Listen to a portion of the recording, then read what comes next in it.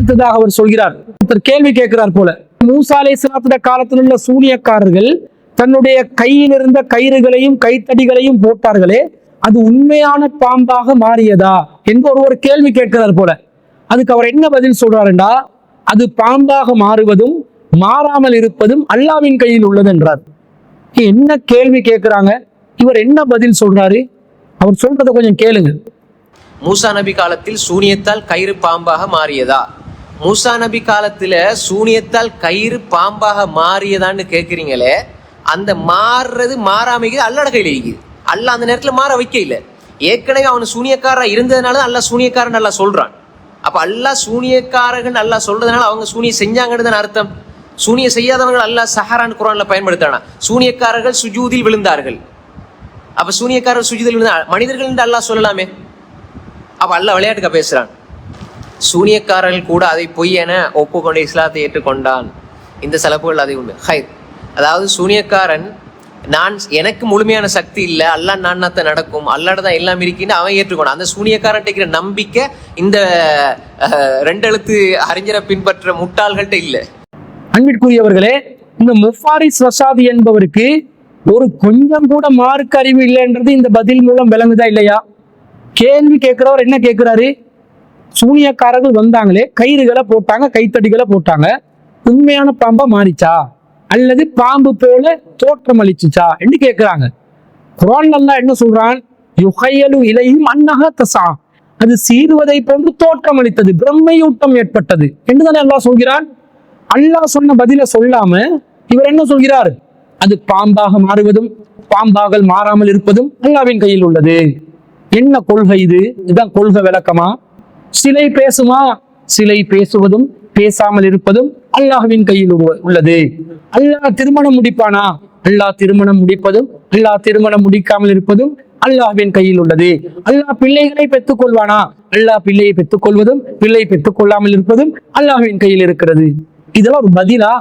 அகீதாவா பேசக்கூடியவங்க எப்படியா பேசுவாங்க?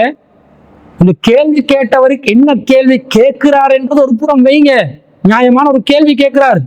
பதில் சொல்ல போனா அக்கீதாவை அடகு வச்சு இப்படி மூளைய கலட்டி மைக்க ஒன் பண்ணினோடனே மூளை ஆஃப் ஆகிற அளவுக்கு தான் தொடர்ச்சியாக பதில் வருகிறது.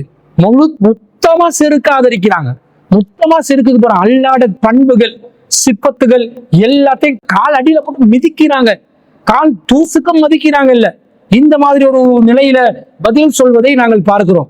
இவரும் இவருடைய வகைராக்கள் எல்லாமே இப்படிப்பட்டவர்கள் தான். உன்னை கேட்டா அதுக்கு ஒழுங்கா பதில சொல்லு. அல்லாஹ் என்ன சொன்னான், இன்னமா சனவு கைது சாஹிர், அவர்கள் செய்தது சூனியக்காரன் சூழ்ச்சி, அது சூழ்ச்சி அப்பா, அதுல ஒண்ணும் நடக்கல, அவன் ஏமாத்தினான் என்று சொல்லி போவாம அதுவும் உண்மையா நடந்த மாதிரி அது மாறுவதும் மாறாமல் இருப்பதும் அல்லாஹ்வுடைய கையில் என்று சொன்னா, இந்த மாதிரி தான் இவன் வகைராக்கள் சலஃபுகள் எல்லாமே இப்படித்தான் பதில் சொல்றாங்க.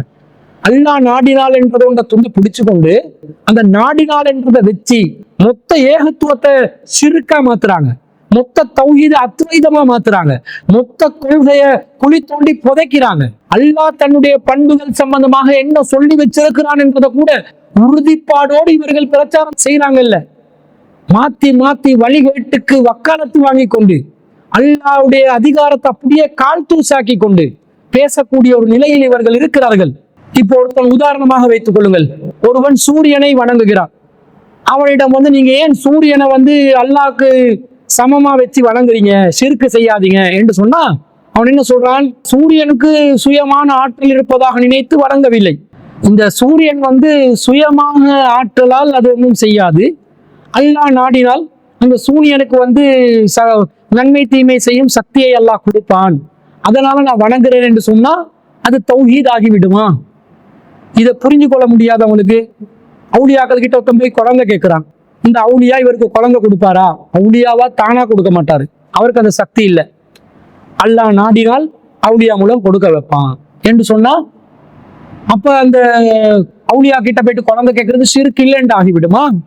மக்கத்து காஃபிர்கள் எதை அல்லாஹ் நாடினால் அல்லாஹ்வுடைய விருப்பத்தின்படி என்று சொல்லி அல்லாஹ் மூலம் பெற்று தருவதாக சொல்லி ஷிர்க்கை நியாயப்படுத்தினார்களோ அதே நிலைப்பாட்டை இன்று சலஃபு சாலிஹின் சலஃபுகளுடைய கொள்கையை ஆதரிக்கக்கூடிய மார்க்க பிரச்சாரகர்களாக தங்களை அறிமுகப்படுத்தக்கூடியவர்கள் உளறி கொட்டி கொண்டிருப்பதை நாம் பார்க்கிறோம், ரொம்ப வியப்படைகிறோம், கவலைப்படுகிறோம்.